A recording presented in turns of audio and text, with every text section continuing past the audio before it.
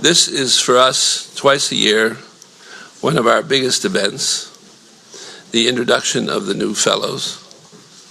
Because this organization, as many of you, and I see many, many familiar faces here who have been here before, know that this organization lives and dies on the fellows.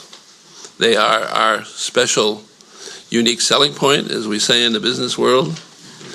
They are a picture of American culture and American scholarship, which I think in this concentrated fashion is not available anywhere else in the world. I'm quite sure about that. And I have been here a long time, as some of you know, and I have considered myself extremely gifted at being able to meet the fellows and hear, not all of them of course, but a selection of fellows through the fall. It is really the best that America has to offer. We have a great class today who will introduce themselves to you. As usual, they sit over there, so you could all look at them and decide whether you want to come to their lectures or not, you know, and say, oh no, not that one, I'll never go there. And I would also like to thank some people. First, the Carnegie Corporation, and also our trustee, Nina von Maltzahn, who have made this evening possible today.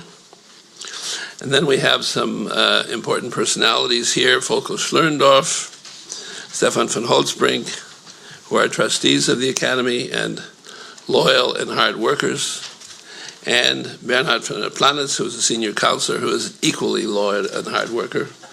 We've all been together for a number of years, I might add, and we're quite proud of what we've put together.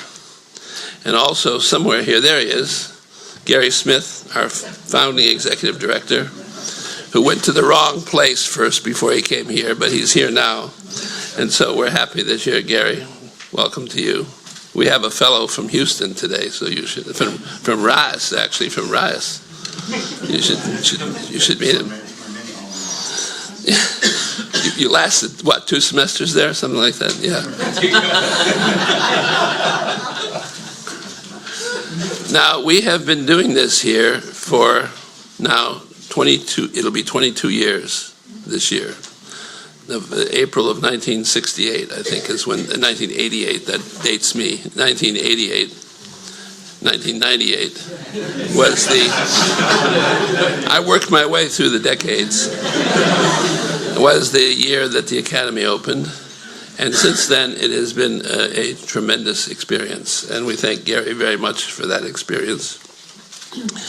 But the basic goal here in opening this organization was to replace the 45-year-old military presence here, of which I was also a part of, with American society and culture, on the understanding, and this was very much the idea of Richard Holbrooke, also of our now unfortunately departed colleague Fritz Stern, who had a great deal to do with the conception of this organization, that once we were out of the Cold War, out of the military confrontation, we should have a mingling of cultures and societies.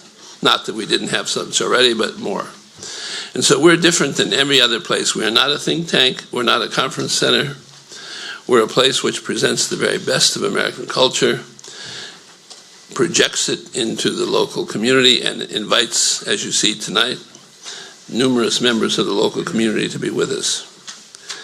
And so in this spirit, we welcome you very much here, because you are reflections of the very best which the United States has to produce, reflections of the diversity of our country and of the high quality of scholarship of our country. In order to give some substance to this, we are extremely grateful and lucky this evening to have as our keynote speaker Mena Mark Hanna. And I sometimes think maybe you thought up the name Mena so that people wouldn't think you were the other Mark Hanna. Because if you look up Mark Hanna of course in Google, where else, you find that he was a pretty ruthless politician in the 19th century. He got things done, though, and he was the person who ensured the election of that great American, William J. McKinley, to be President of the United States. Nobody can claim that except him. But Mena Mark is professor of musicology and composition at the Barenboim-Said Akademie in Berlin.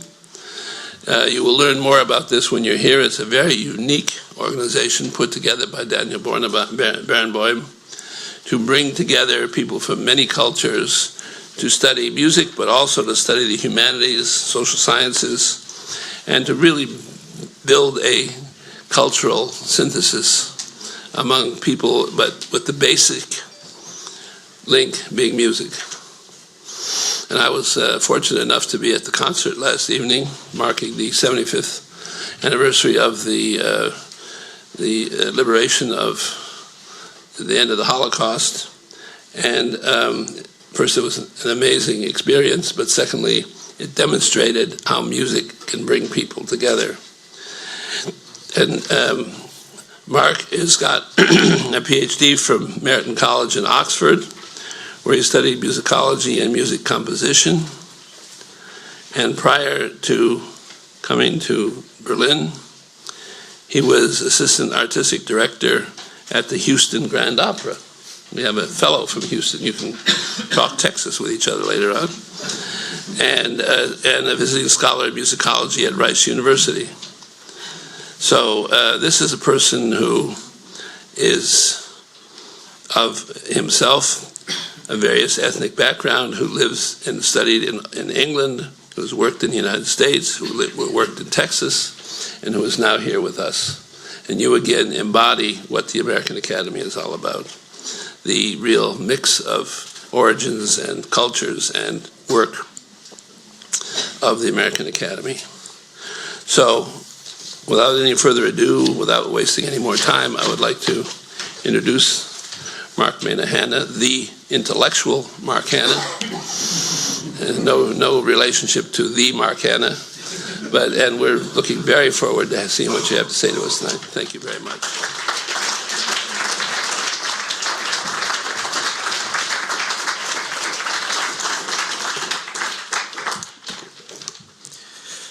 Thank you, Ambassador Kornblum, for that wonderful introduction. Thank you, ladies and gentlemen, for being here tonight.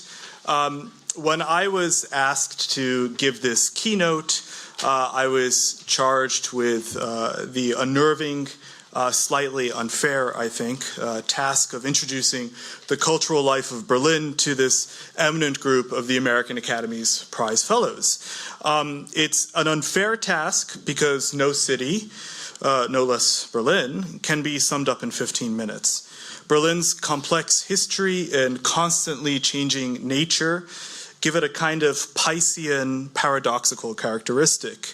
It's slippery, it's mutable, constantly in metamorphosis, and at the same time, Berlin is lumbering in its bureaucracy and all-encompassing in its institutions. It's diverse economically and in comparison to the rest of Germany, ethnically and socially, but compared to London, Paris, and New York, Berlin is still somewhat homogeneous. It's of Germany and out of it at the same time. It's where Europe's 20th century ended and where its 21st century begins.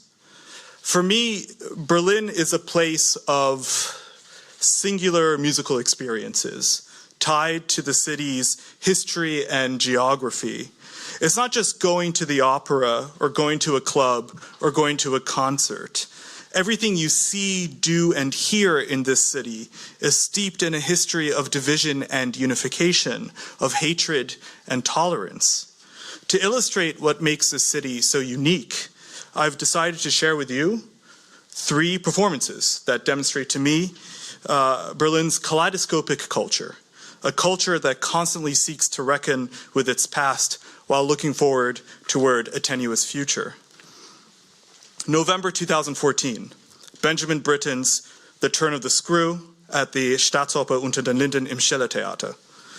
The first musical experience I had after moving to Berlin was when the Staatsoper was housed in the Schillertheater.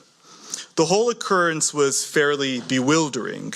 Here I am about to attend Berlin's hallowed Staatsoper unter den Linden, an institution which could trace its roots back to 1540.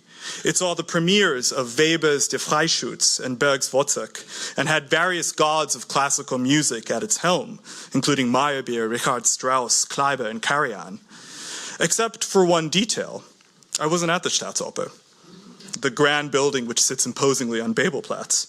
I was in the Schillertheater, a playhouse in Charlottenburg built at the turn of the 20th century and closed down amid a torrent of protest 3 years after German reunification. While the acoustics of the Schillertheater were somewhat successfully retrofitted for opera, the Staatsoper's residency there always seemed uncomfortable.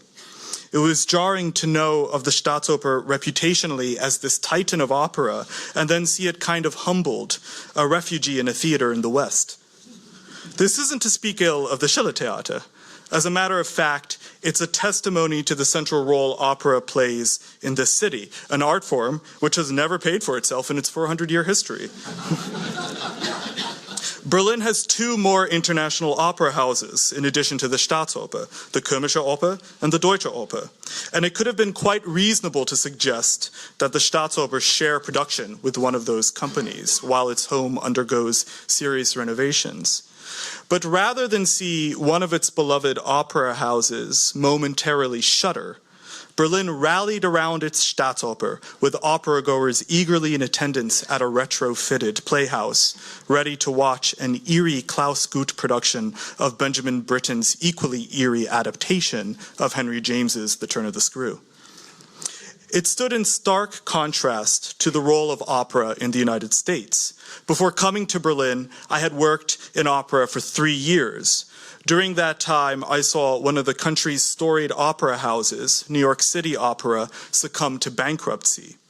New York City, the United States' cultural and economic center, could not sustain more than 1 international opera house in this era of late capital. Berlin, I reiterate, sustains 3. As if planned, New York City Opera's last production was itself a tale in operatic proportions, of rags to riches grand life, followed by abandonment and financial destitution. Mark Anthony Turnage's Anna Nicole, based on the life of American model Anna Nicole Smith. What a lived-out metaphor. The Staatsoper and Schillertheater were my first real indication that musical life, social life, and cultural life in Berlin were to be different.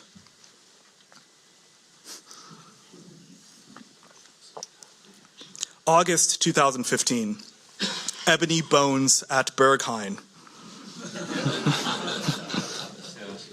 What the Philharmonie is to classical music, Berghain is to techno.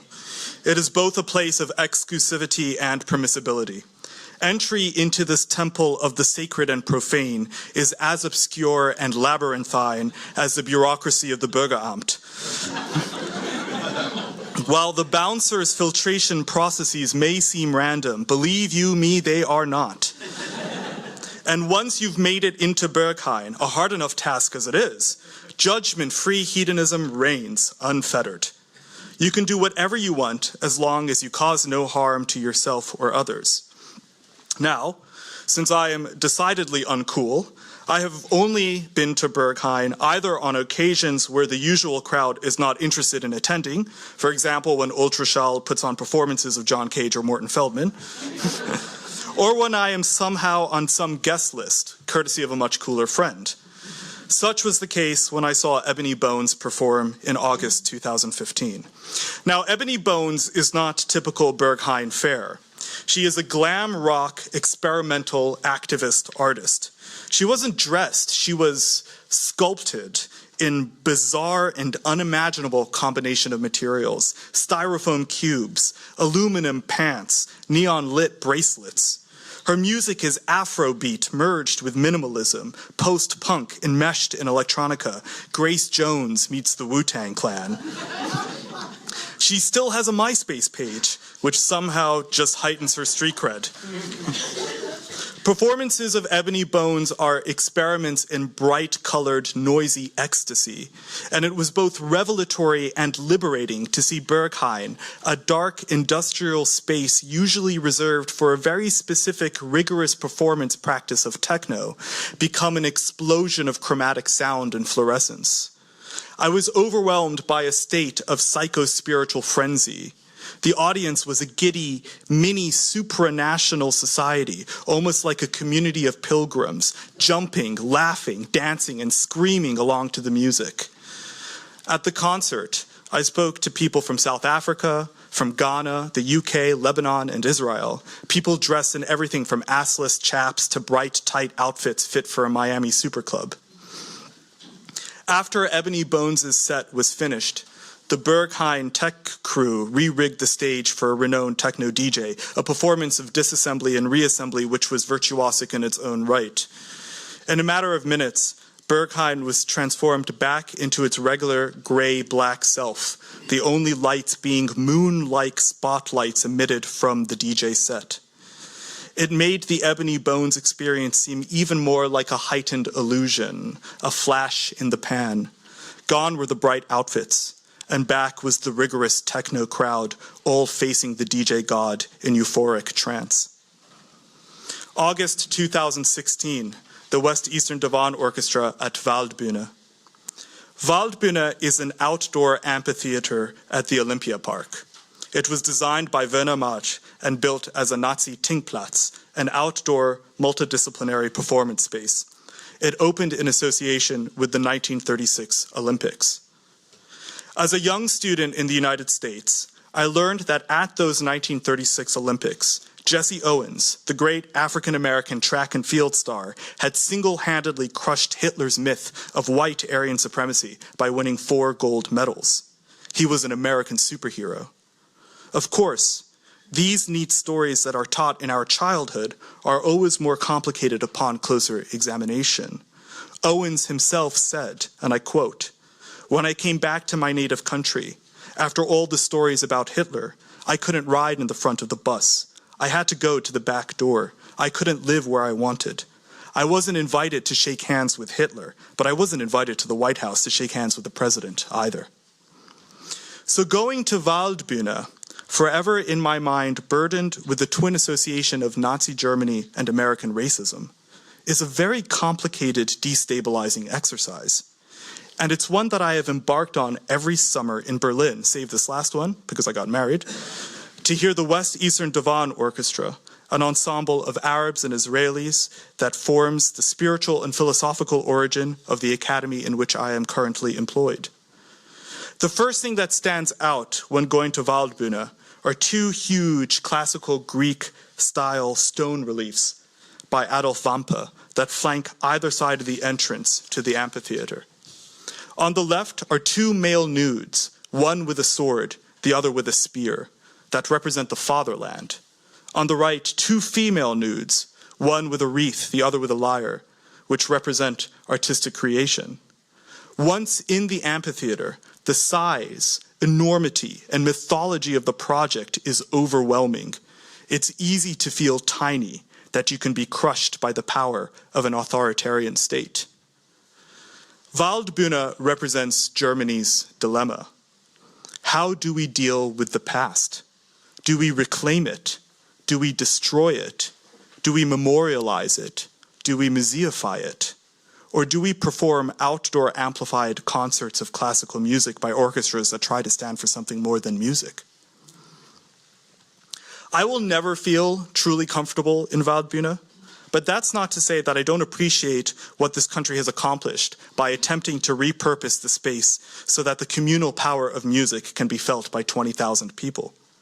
I will never truly belong in Berghain, but I can visit and participate in those moments when the religion of techno pauses and the former East German power plant explodes into a neon rainbow of people of all ages, creeds, and ethnicities.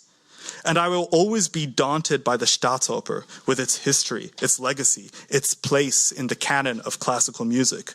But there I can experience true vocal euphoria and see the works of that same canon challenged and subverted by the most modern stage directors. Berlin is a city that's ready to accept you no matter who you are. Its creed is one of tolerance and equity, forged by the fires of this past century. Go to the Staatsoper, go to Berghain, go to Waldbühne, and see for yourselves a city that lives its past into the present. This is why I love Berlin, and I hope you will too. Thank you very much.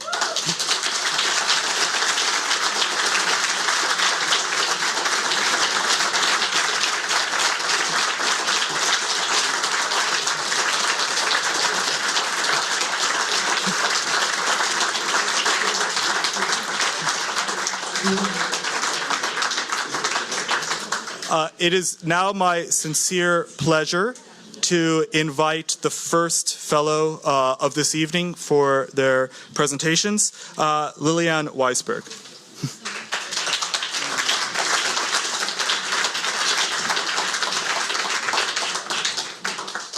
Good evening. I'm Lilian Weisberg, the Christopher H. Brown Distinguished Professor in Arts and Science at the University of Pennsylvania and the Anna Maria Kelm Fellow at the American Academy in Berlin. It is a true honor and pleasure for me to be here this spring, and I would like to thank everybody at the American Academy for making this stay possible, and indeed such a wonderful experience. Ladies and gentlemen, what is an object? What is its history, and how can we make it speak? I have thought about these questions often, and I've written extensively about material objects such as books, photographs, or even pieces of furniture in studies that have crossed the fields of literary criticism, philosophy, history, the visual arts, and Jewish studies. I have also been engaged with these questions in my work for museums, both in the United States and in Germany. Here, at the American Academy, I will focus on an object that may seem quite trivial to many, the postcard. At the time of its invention in the mid-19th century, however, it was regarded as a new form of communication able to convey brief messages, much like Twitter today. The postcard was to be democratic, able to be cheap and available to all. Due to its various innovations in print, it could offer images to choose for potential authors, lithographs at first, but photographs later on. It could combine text and image, print and handwriting. Altogether, the postcard was considered to be modern. Writers, philosophers, and artists discovered the postcard very soon as an avant-garde medium in which they tried to express their projects and thoughts and which they used creatively. In my current project, I'm trying to capture this early excitement and trace the postcard's history and impact in philosophy and the arts during the time of its golden age from the late 19th century to the 1920s. My story begins in 1840 in London with the first postcard ever penned shortly after the introduction of the British penny stamp. Its British author, Theodore Hook, addressed it to himself and made fun of postal workers. Hook was very much aware that this card, lacking an envelope and hence privacy, could and would be read by them before reaching its destination. During the War of 1870-1871, the French employed picture postcards first as military correspondence. At the 1889 World Exhibition in Paris, images of the city were burned on thousands of postcards that proclaimed Paris as the capital of the century. And during the time of the Dreyfus Affair, postcards were used as a means of political propaganda, dividing the French public into pro- and anti-Dreyfusards. The Habsburg monarchy's postal service had been the first to permit the mailings of postcards officially. in 1869. Until the First World War, however, most of the postcards in circulation were designed and printed in Germany and imported worldwide. Germans were also the most avid writers of postcards, a trend soon supported by the rising tourist industry. The postcard played a crucial role in the establishment of the artist group Die Brücke, whose members circulated the sketches on these cards. Franz Rosenzweig wrote his main philosophical work, The Star of Redemption, on field postcards from the trenches during World War I, sent to his mother. Franz Kafka was a lifelong writer of postcards, and Sigmund Freud sent many such missives to his students and friends. During their many travels, Siegfried and Lily Krakauer took photographs in the format of view cards. Alfred Döblin collected postcards in elaborate albums, and Walter Benjamin, an avid collector as well, planned to write a philosophy of the postcard. At the American Academy, I will present some of my research on May 12th. During my term at the Academy, I will also present papers at the Zentrum für Antisemitismusforschung Berlin, the Leibniz Zentrum für Literatur- und Kulturforschung Berlin, the Staatliche Kunstsammlung Dresden, the Lessing Museum in Kamenz, and the University of Bologna, Italy. Thank you so much.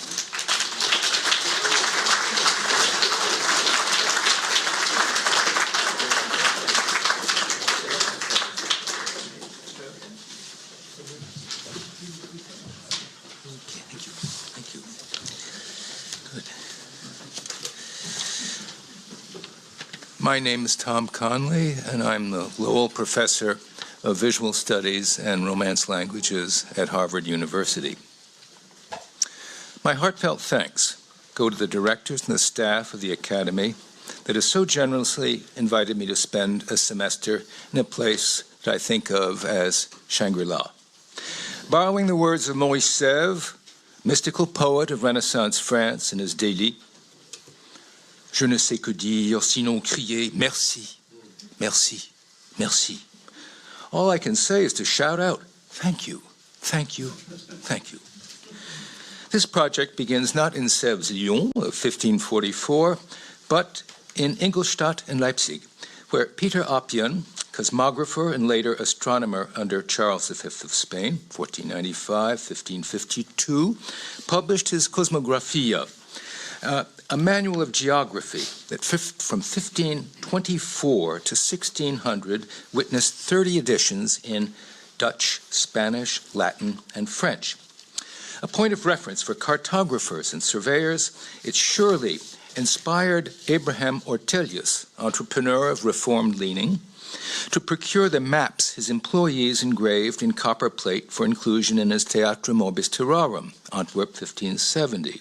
A folio of modular design, the first edition was comprised of 60-plus folio maps mounted on strips sewn to the binding. The atlas offered what we see today to be a colonial vision of world commerce, but also, if we were to venture in a different direction, a window onto spatial and geographical fantasy, produced to affirm, in his famous words, that geography is the eye of history, Geographia Oculis Historiae.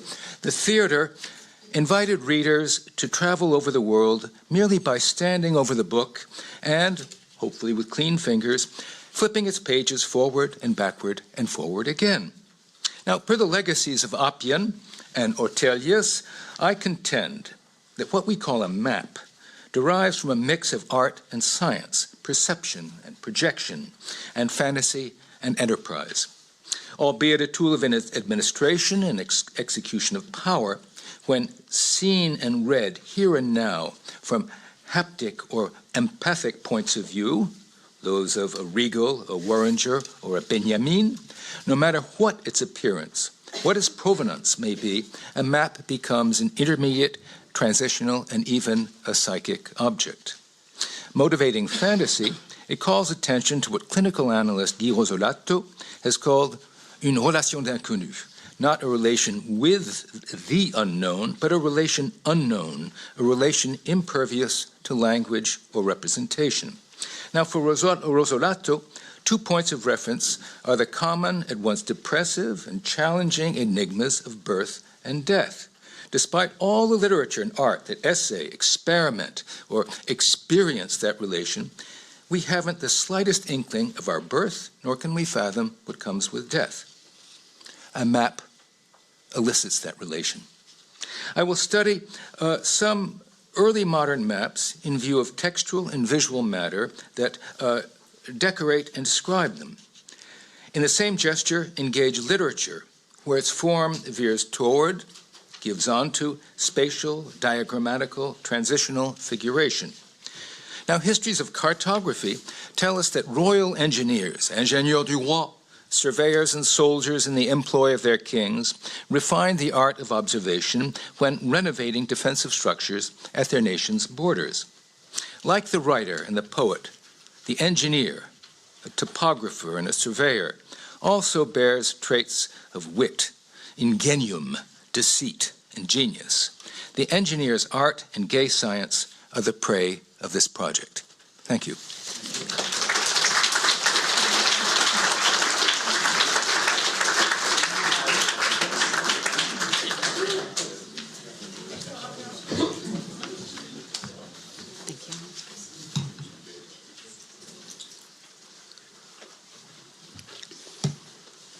Good evening. I am Amanda Anderson, the Andrew W. Mellon Professor of Humanities and English at Brown University, where I also direct the Kogut Institute for the Humanities. Here at the Academy, I am the John P. Birkeland Fellow in the Humanities. I want to echo the words of thanks expressed by my fellow fellows. It is a great honor and pleasure to be in residence here.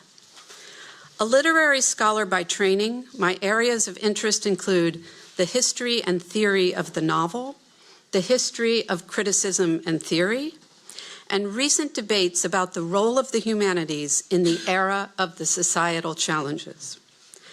I've always been especially interested in the ways that arguments take shape across the humanities and the social sciences, and in particular, how normative values inform these arguments, whether explicitly, tacitly, or, as is sometimes the case, cryptically. While much of my work has addressed the legacy of the Enlightenment and has sought to defend and advance the unfinished project of modernity, my current work explores the outsized explanatory power that has been accorded to psychology in recent decades.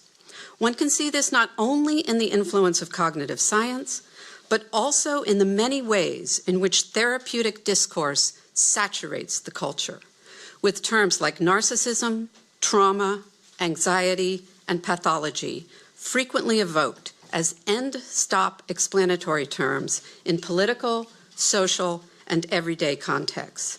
It is fair to say that we live in a psychological age.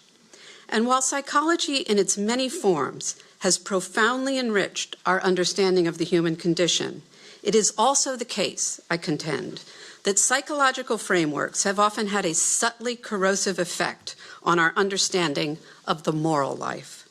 Psychological explanation often displaces traditional moral concepts. For example, in place of moral responsibility, personality disorders, such as malign narcissism, are invoked to account for behaviors. I will name no names. The thing is, I could name more than one. This general cultural condition also has profound, if sometimes mediated, effects on literary critical practice. I've already published a short book on this topic entitled Psyche and Ethos, Moral Life After Psychology, which came out from Oxford in 2018 and takes a long view of this phenomenon, starting with the rise of Freudian psychoanalysis. My project here at the Academy grows out of an idea that made only a brief appearance in that book: the importance within moral life of a form of thinking best captured by the term rumination. Cognitive behavioral psychology and psychiatry define rumination largely in negative terms, as a pathological form of circular and obsessive thinking, correctable through cognitive strategies and medication.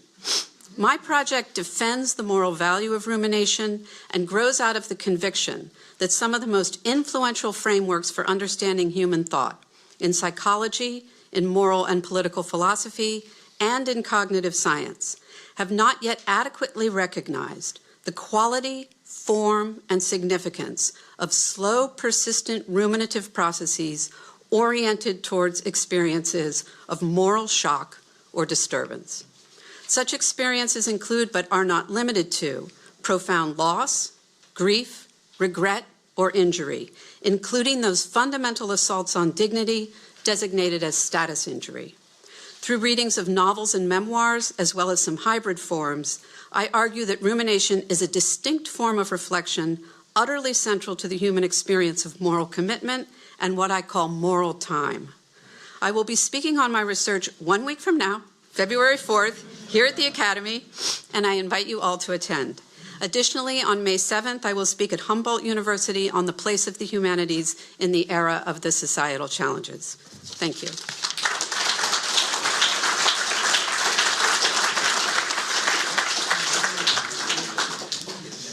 So I was told, in view of my height, I should put this up a little bit.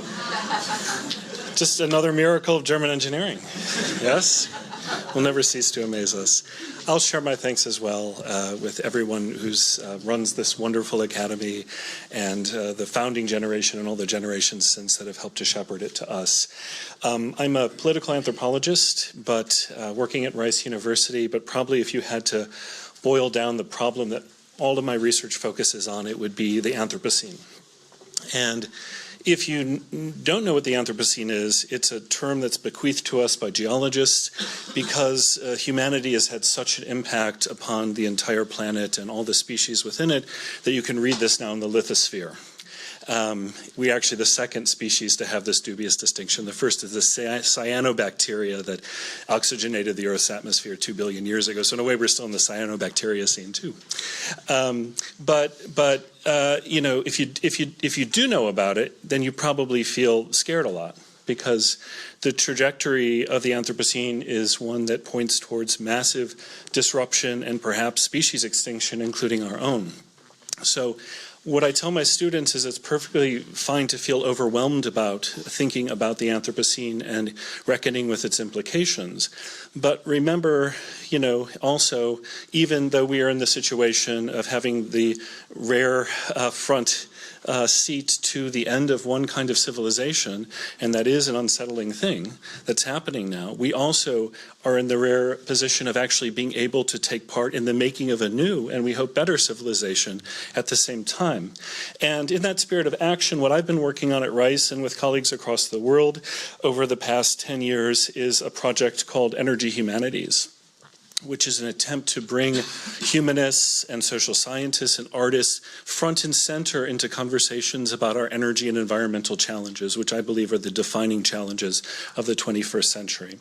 And these, it's important to place humanists front and center, I think, because so often we're pushed to the back in conversations that are dominated by engineers and policy people. And this is no criticism of engineers or policy experts. They have much to offer. But when you think about what the problem is, the sticky problem of this trajectory which seems so hard to bend, the problem is not that we lack technology. Technology can be improved, but actually we do have adequate technology to rapidly decarbonize the world economy. And we have policy mechanisms that work. For example, the feed-in tariffs that Germany used, one of my personal heroes, Hermann Scheer, helped to push through, that turned Germany into a solar powerhouse overnight. The problems are, the obstacles are, the sticking points are habits and understandings, ethics, institutions, behaviors. And the good news is that there are groups of experts that have been working on these problems for centuries, and those are human scientists, essentially, right? And artists, too, can help us to unlock the imaginative potential to imagine a world that's post-fossil fuels and post-growth and post some of the other tendencies that have grown up during this past era that have created widespread global problems. So This is a collective project. My own research has focused on topics such as the politics of renewable energy development in Mexico, the loss of glaciers in Iceland, and the emotional impact of multiple catastrophic storms, including Hurricane Harvey on my own hometown of Houston. What I'll be doing here at the Academy will be working on decarbonization and electric futures. And the premise of this project, very briefly, is that we know that electricity will be a larger part of the energy mix going forward, because the shift from fuels, fossil fuels especially, to electricity is a way that we can, a strategy for rapidly decarbonizing human impact. But questions remain, such as, will we be, for example, just greening our existing infrastructures of energy, or will we be creating whole new ones, like the aforementioned Hermann Scheerd advocated, radically decentralized energy supply and consumption that's more appropriate to renewable energy forms?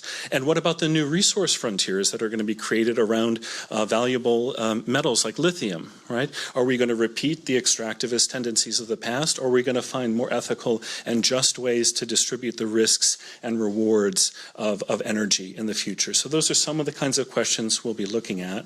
And I'll just leave you with a final thought, which brings us back to the Anthropocene again, and which seems so daunting. But again, a little thing I like to tell my students is, in this era that we're living in, every time you breathe in and out, you're making history, because neither humans nor hominids, our hominid ancestors, ever breathed anything like the concentration of CO2 in the atmosphere that we do right now. 417 parts per million. So let's just make the most of our history-making opportunity, shall we? Thank you.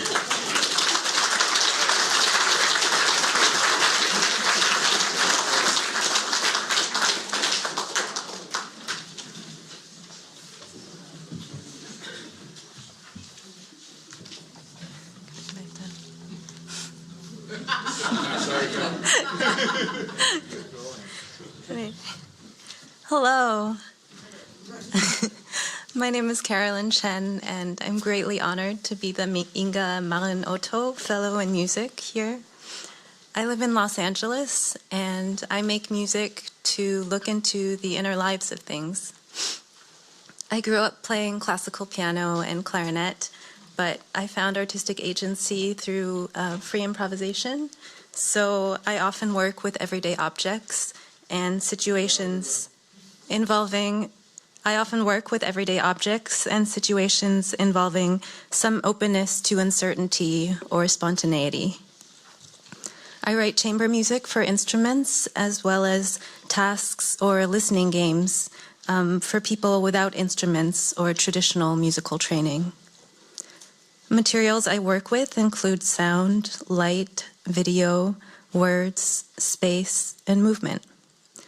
For more than a decade, I've studied the guqin, which is a 7-string Chinese zither traditionally played for private meditation in nature to bring oneself into harmony with nature.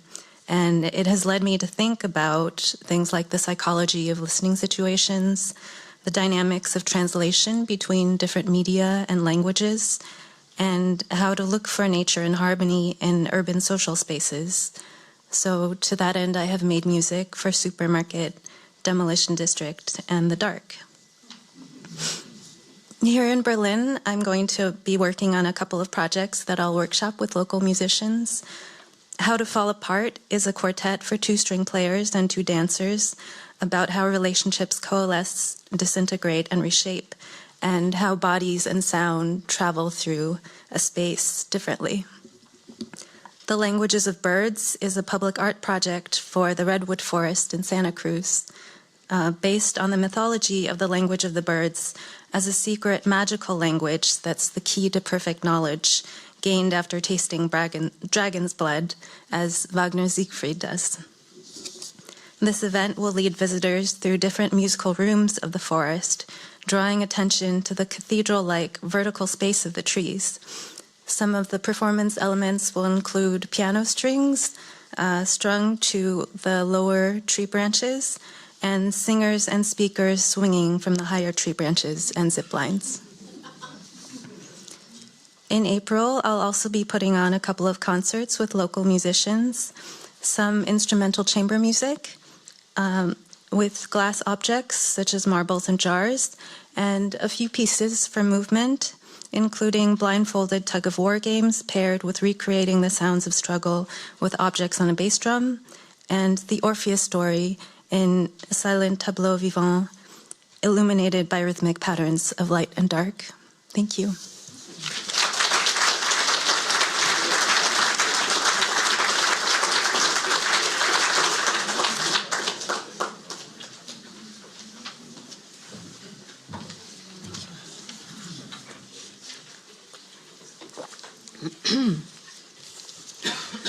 I'm Veronika Füchtner. I'm Chair and Associate Professor of German Studies at Dartmouth, and I'm one of the Anna Maria Kellen Fellows at the American Academy. Dartmouth is a small liberal arts university where I wear many hats. Besides teaching in German studies, I also teach in comparative literature, in Jewish studies, and in gender studies, and I also work with medical students in the Geisel School of Medicine. And this gives you already a sense that I teach and write on many topics, not just on German language culture, but also on film, on the history of psychoanalysis. I wrote a book about the Berlin Psychoanalytic Institute, the history of psychiatry and sexology. I wrote about Magnus Hirschfeld, also a figure very connected to Berlin. So I started out as an expert in the early 20th century, specifically in the Weimar Republic, which is a particularly rich cultural and intellectual moment. It's full of synergies. And so I started thinking about topics like exile from fascism, for example, German exile in Cuba, or the international interactions of scientific movements, thinking about sexology in places like India. And this has led me to think about German language culture on a global scale, on the migrations of people, artistic practices, and ideas.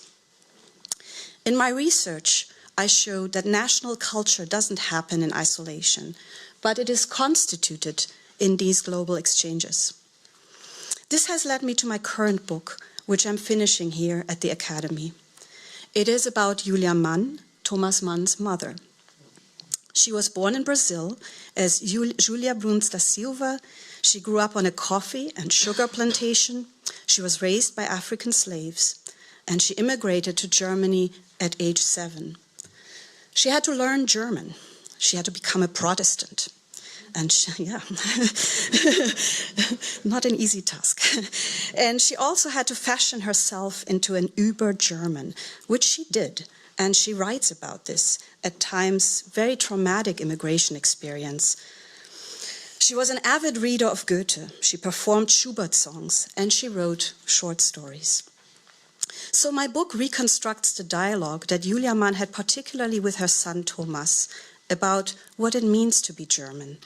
And that question was, as many of you know, central to Thomas Mann's own work, to the point that he could claim in exile that Germany was where he was. In lectures, I have jokingly called Thomas Mann Autor mit Migrationshintergrund, an author with migration background. And this points to the larger question that I'm seeking to answer. How do we construct the German literary canon?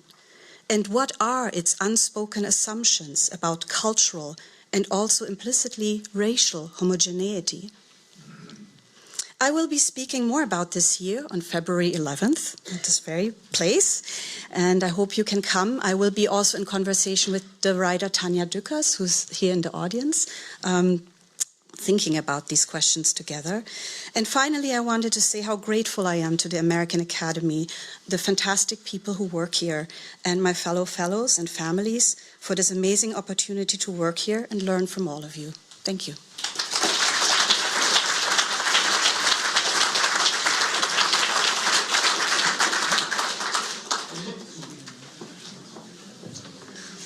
Thanks, right on.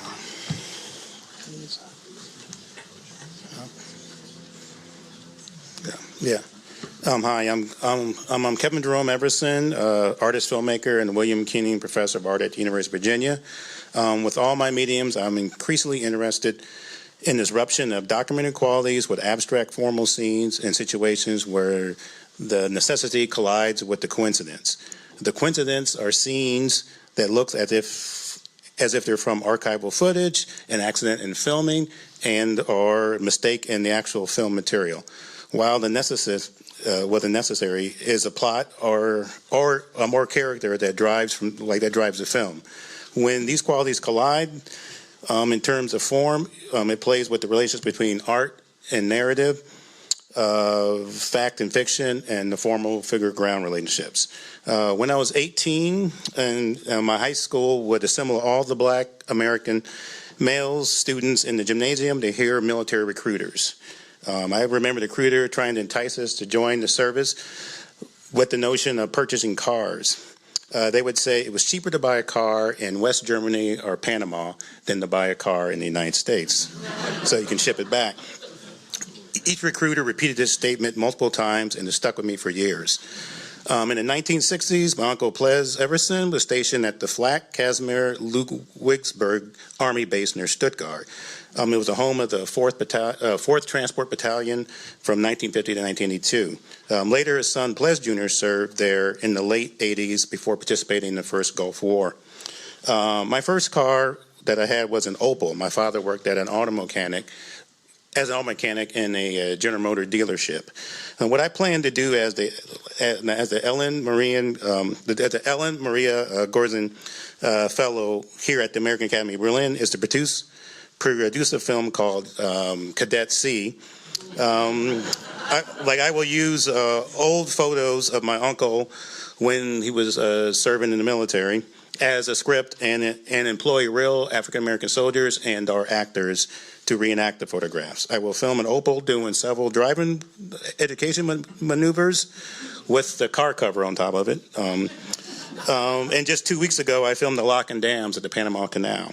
I intercut the footage together to create a film that plays with the relationship between art and narrative, fact and fiction, and the formal figure-ground relationships. I'm deeply moved to be part of the American Academy in Berlin for inviting me this spring, and also I'll be giving a talk and talking about my my work in practice March 3rd, and I will be world premiering one of my short films called Recovery at the Berlin Film Festival next week. Thank you. Next month.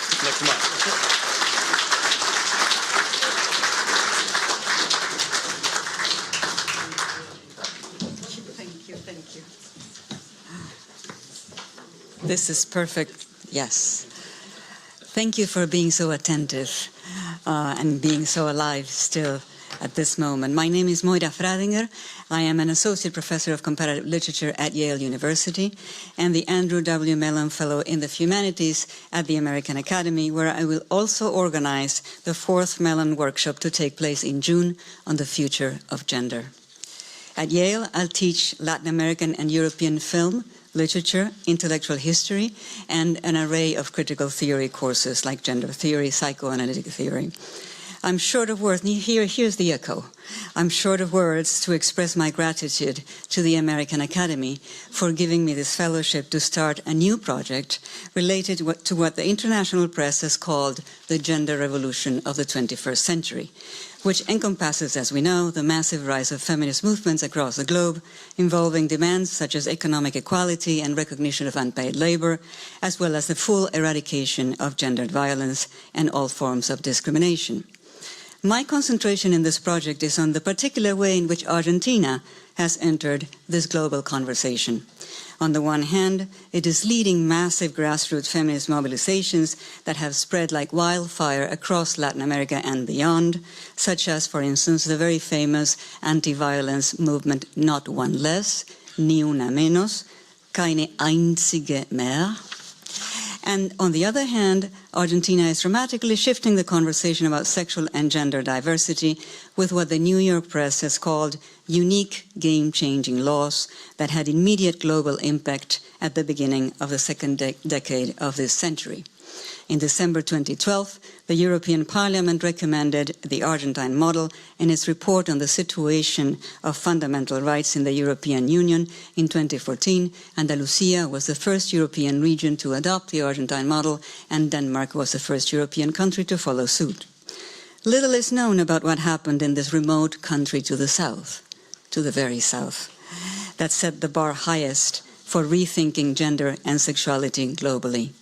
I aim at reconstructing the genealogy of and cultural and political debates generated by 3 key laws. In 2010, the egalitarian marriage law. In 2010, also the mental health law, which granted unprecedented autonomy to mental health patients. And in 2012, the gender identity law, which deauthorized the legal and medical institutions from deciding on the self-perception of gender identity, granting this epistemological authority only to the individual's desire. Argentina became thus the first country in the world to legalize the depathologization of gender identity, eroding divisions between the normal and the abnormal, developing new concepts of gender and sexual justice, citizenship, democracy, the family, gestating bodies, and in more general terms, expanding the notion of the human and the non-human as such.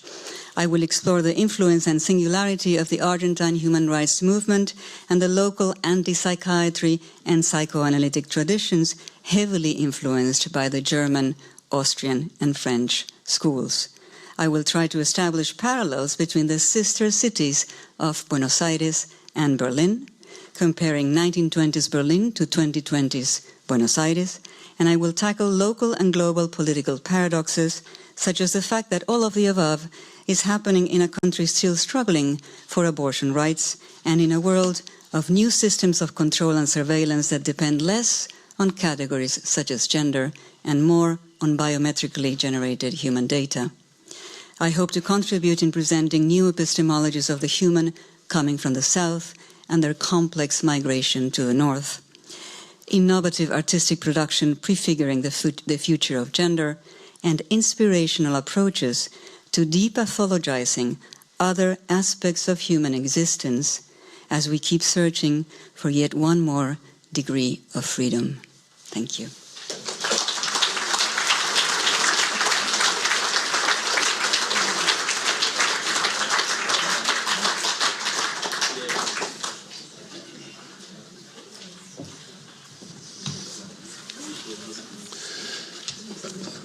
Thank you very much.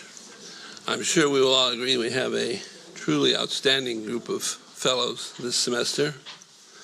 We had a truly outstanding introductory lecture also. Mark, thank you very much for that. That was...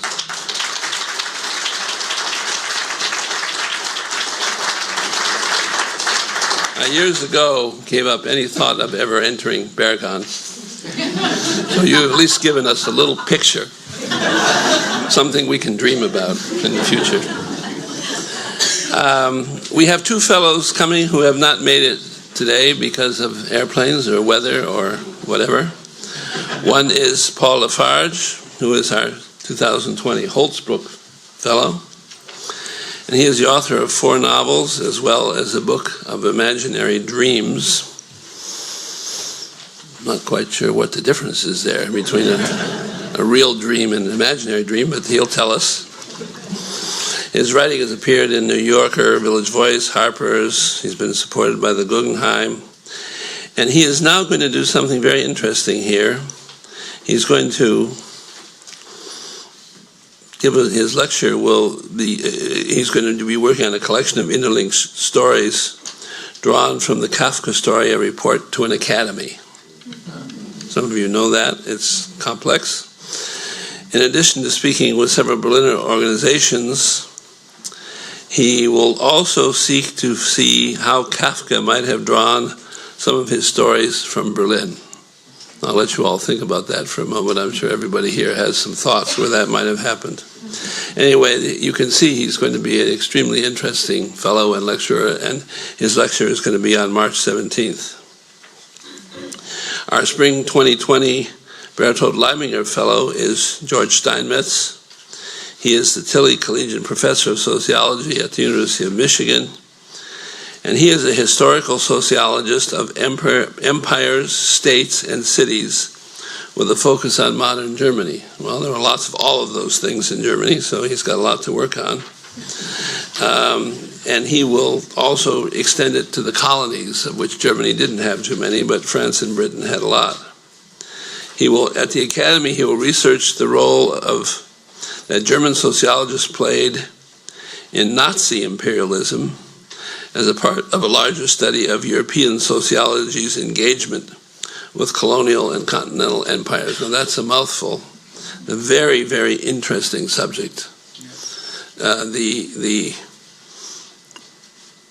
connection of Europe to its colonies and what Europe became after it no longer had colonies is something which I've always thought is more important than people have realized, because Europe took on an entirely new identity after 1950 or 1960 when it no longer had colonies, an identity which we're still working on. So Professor Steinmetz is going to be working on this, and his lecture will be on May 5th, and it's going to be entitled Colonialism and European Social Science. Couldn't be a more topical lecture right now.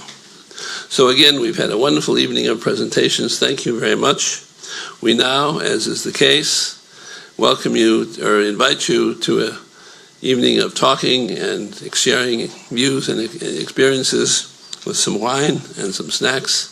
And we're very pleased that you've all been here this evening with us. Thank you very much.